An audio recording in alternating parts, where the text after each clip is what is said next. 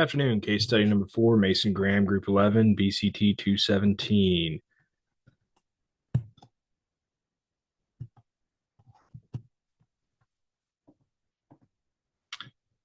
First, we have our agenda, introduction, recap of issues, documentation review, possible solutions, and summaries. All right, construction is an ever-evolving project. This makes it difficult to provide one document that encompasses the whole project. With this contract, there are processes that outline these changes and addresses clear pathways to overcome issues. The professor has been hammering into us the importance of clear-cut, well-defined contracts, documentation, processes. This helps provide a smooth, transparent operation within the project, clear flow of communication and information that allows one to overcome obstacles within the project.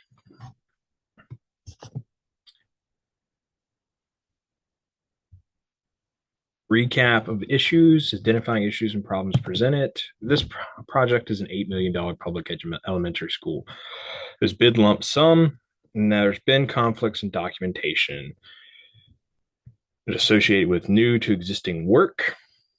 So this tells me it's a school, there's tight timeline, it's public, it's probably federal money in there somewhere, and that real tight timeline.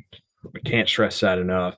And our architect has ran out of funds, and there's a whole bunch of some other things that are left out. RFI rebuttals and how that process goes for her, not with the contract. There's a lot of things that are not going smoothly within this project. Then obviously risks and what should have happened, the school should have done. Documentation review. So industry standards and kind of what they mean, right? So these are bodies and organizations that have proven time and time again that documentation and the standards that they provide have become a construction norm, right? These guys and the information and the standards that they put forth have kind of become the industry standard and the norm.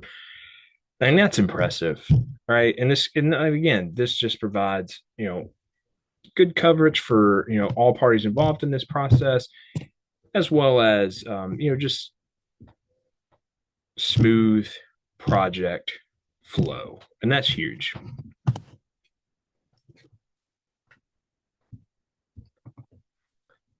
So some documentations that I'd like to point out that can cause issues, right? The RFI process. This is a request for information. What this means is that there is a issue or a potential issue in the near future that is going to have to be addressed, and we know very little either about the issue or very little about the way around the issue, right? For project's sake, or for pretty much any RFI, right, it needs to be tracked. And in order to be tracked, it needs to be digital or analog format, so that we can see what the RFI is, who it is assigned to, and if it's been, completed or if it's still open, right? And that transparency of communication and information right there just allows everyone of the RPR of the project team to know where this RFI that represents either a problem or a potential problem in the project, where that information is at. And the architecture hasn't done a very good job of wanting to work with the project team in this situation with RFIs, right? She's not tracking it's all verbal. Like that's not how this process should be. That's not an industry norm. All right, change order process. This one is huge. It's a defined process that provides a linear path for changes to be made, right? This one has to be clear cut, well defined, and rock solid, right? Because this is what's going to change the scope of the project, the drawings that have already been approved from the original project, right? All this stuff, like this is changing that. In order to do that, it has to go through a number of hands, right? In order to confirm that this change order is specific, relevant, cost effective, and timely to an issue that was not addressed or has been found later in the project, right? And in order to do that, right, it's going to have to go through hands as stated. That takes time, right? So it's very important that we assign kind of a left and right with our, timeline in that. And then the owner retains overall approval. So if this is sitting somewhere for a while and no one's doing anything with it, this is going to cause drastic issues within the schedule, right? And professionalism. This one that struck me, right? And it kind of comes back into that look good, feel good thing. And it's not always 100% true, but most of the time it is. And, professionalism, the presentation of oneself or as a representation of a company or organization, that's my definition, right? And it's a broad spectrum, but basically how this person's work, how they, come to the meetings, how they are, organized, all that stuff is going to build confidence in their ability. And this architect, whether she is the firm herself or just a member of the firm, is not doing a very good job, right? And the things that she's doing are falling outside of those standards and norms, which is never a good thing unless you are elevating those standards and norms. But she, according to the write up, is not elevating anything, and she's not a team player. Right, it takes a team to get this project done. Basically, overall, submittal process isn't being followed, causing workflow issues and confusion within the project. Solutions. I just did a big problem up front. An unprofessional architect who isn't following norms and processes. First thing I want to do, contract review, right? Has the AE firm met guidelines within the contract? Very first thing.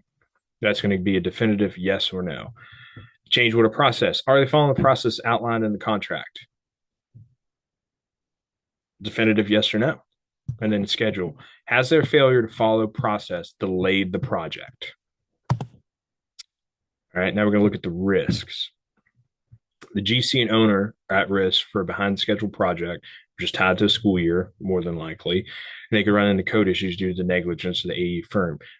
Any of us that's ever worked on remodels or historic restorations or anything like that, whenever you go from old to new, right, there's always updating of code that runs in there, that runs into that, right?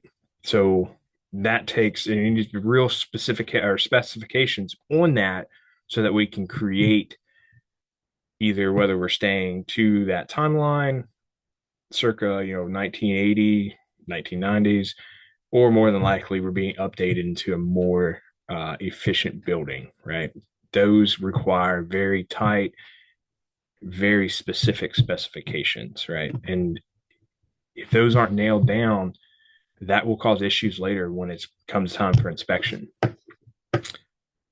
AE firm, being financially liable for lost work, lost time, new plans, code issues. I mean, the list goes on here, right? Because ultimately, the GC has got the project. He's relying on the drawings and the specifications put forth, right, to give him the information he needs to ensure that the project is to code, is to standard, meets the expectation, meets the criteria that is put forth, right? And he's not receiving that, right? And that's why we want to check that contract, because if they're not meeting their contractual obligations, they will be held liable, right?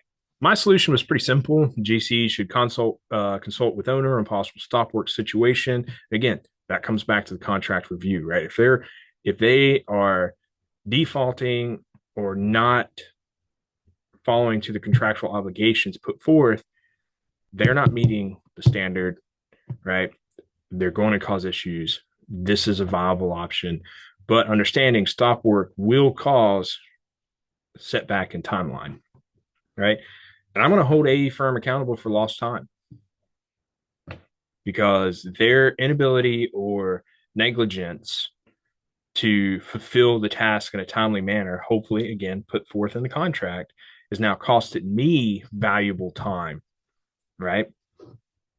And if we stop the work on them, this is a lump sum. So they're paid out, right? Then we're going to need, the project's going to need that money from somewhere to pay for a new AE firm to provide drawings and specifications. And that's not me as a GC or me as an owner. That's not coming from me because I've already paid you the money and you're not holding up your end of the bargain.